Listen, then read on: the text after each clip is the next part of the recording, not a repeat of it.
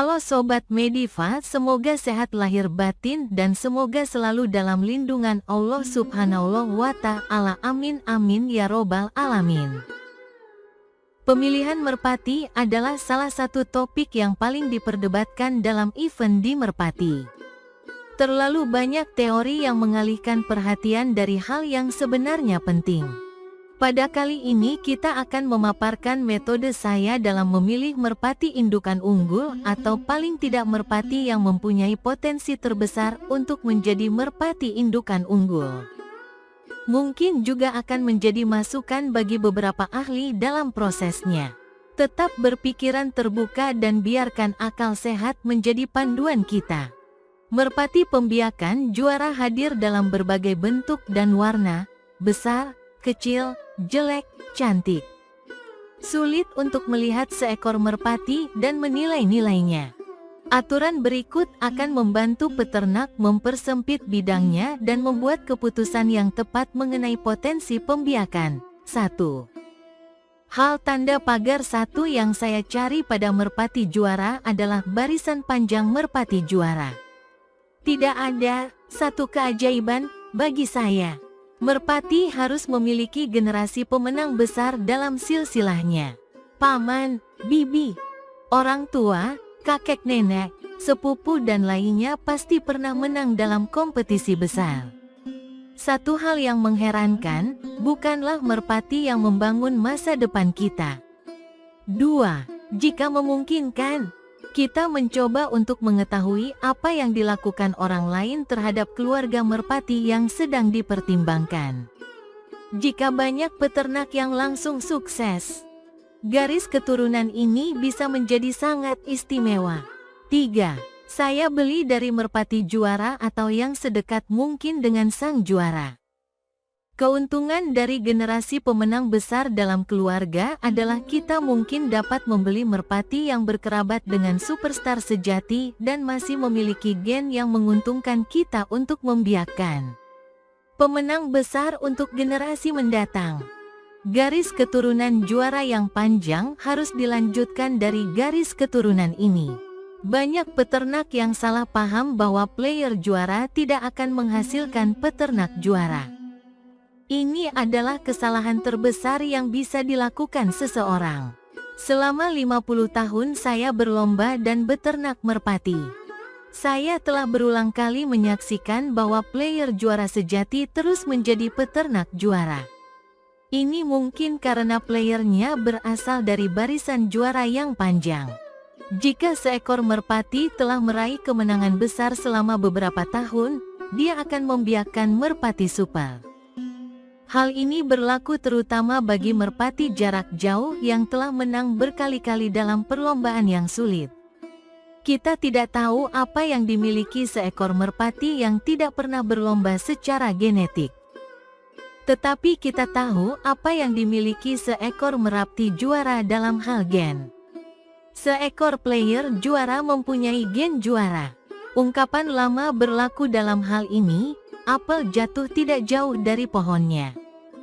Izinkan kita menekankan bahwa jika seekor merpati tidak berasal dari barisan panjang juara, lebih baik pertimbangkan dulu jika akan mengambilkan karena histori demikian. 4. Salah satu kesalahan terbesar yang diyakini oleh banyak peternak di Amerika adalah bahwa persilangan tidak akan berkembang biak. Izinkan saya untuk meluruskannya. Beberapa dari pasangan pembiakan yang paling berpengaruh dalam sejarah perlombaan ini adalah persilangan total dan memelihara merpati yang kemudian berkembang biak menjadi juara demi juara dari generasi ke generasi. Ada banyak contoh merpati persilangan yang menjadi peternak super, sehingga persilangan tidak boleh dianggap remeh. Jika kita membiakkan seorang juara, selalu ada ruang di kandang pembiakan untuk player bintang silang. Sekarang kita melihat faktor-faktor umum dan ciri-ciri fisik yang akan digunakan dalam seleksi berdasarkan urutan atau kepentingannya. Merpati harus melewati tanda pagar 1-4 di atas untuk mendapatkan pilihan burung yang sebenarnya. 5. Jika ingin meningkatkan peluang untuk membiakkan merpati superstar, cobalah memasukkan sebanyak mungkin juara yang tidak terkait dalam silsilahnya. Orang-orang Eropa melakukan perkawinan sedara untuk menjualnya ke AS, Inggris, dan Tiongkok. Mereka tidak terlalu tertarik dengan merpati bawaan ini untuk pembiakan mereka sendiri. 6. Merpati besar biasanya menunjukkan diri mereka dengan cukup cepat. Tidak perlu mengawinkan mereka dan kemudian mencoba anak-anaknya dan kemudian mengawinkan cucu-cucunya. Super melompat dan menunjukkan diri mereka dengan cepat. Saya telah menangani banyak peternakan dan merpati terhebat di Belgia dan Belanda selama 35 tahun. Apa kesamaan yang dimiliki merpati-merpati ini? Semua jagoan memiliki bulu yang super kaya, kenyal, halus seperti sutra halus, yang mudah diingat saat merasakannya. Bulu dilahirkan bukan dibuat. Para peternak sering bertanya kepada kita, diberi makan apa pada burung agar mendapatkan bulu yang luar biasa? Tidak peduli apa yang kita berikan kepada mereka. Bulu super adalah genetika, bukan biji minyak atau garam mandi. Pilih bulu super saat memilih bibit. A1, terikat dengan faktor pertama adalah daya apung, daya apung, daya apung. Seekor merpati harus memegangnya seolah-olah dia sangat ringan di tangan. Bulu halus-halus yang mengelilingi badan gabus adalah suatu keharusan. Seperti nenek moyangnya yang jagoan. Merpati ini selalu bergerak sepanjang tahun seolah siap berlomba. Tidak masalah jika sang juara telah dikurung selama bertahun-tahun.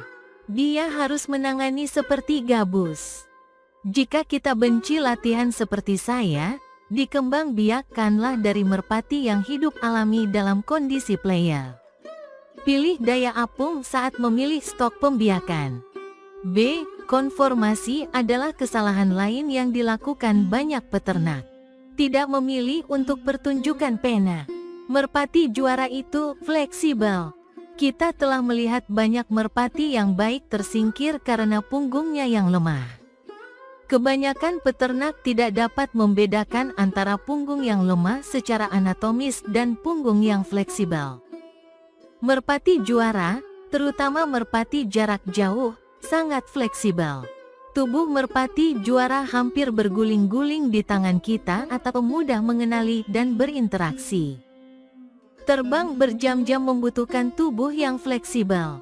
Jika melihat seekor merpati terbang dalam gerakan lambat, tubuhnya selalu mengikuti arus udara. Ekornya berfungsi sebagai kemudi untuk menjaga kestabilan merpati. Jenis lobster yang kaku pada punggung merpati menambah bobot dan membatasi kelenturan sehingga menyebabkan burung lebih cepat lelah. Saya juga tidak suka satu pin ekor. Ekor pin yang satu ini untuk perlombaan. Merpati yang mempunyai ekor yang meruncing dari belakang ke ujung ekor dengan ujung ekor hanya sedikit lebih kecil lebarnya dari belakang. C. Karakter dan atletis. Merpati juara itu atletis. Bagaimana cara mengetahui apakah seekor merpati adalah seorang atlet? Juara bergerak dalam penerbangan dengan sedikit usaha. Dengan artian elastis. Mereka terbang dengan mudah dan tanpa mengeluarkan tenaga yang banyak. Juara sejati menunjukkan kepercayaan diri dan selalu menatap kita. Seekor pemenang tidak pernah terlihat membosankan dan selalu waspada. Kita suka melihat ekspresi wajah seekor merpati. Mata adalah cerminan jiwa. Sekali lagi, ketika saya mengacu pada mata, saya melihat ekspresi dari beberapa kaki. Teman baik saya dan pecinta merpati terbesar sepanjang masa di Amerika, sebut saja Pak Tony, pernah berkata kepada saya, merpati juara bisa terbang melalui lubang kunci. Masuk akal, bukan? Semoga bermanfaat dan salam merpati lovers.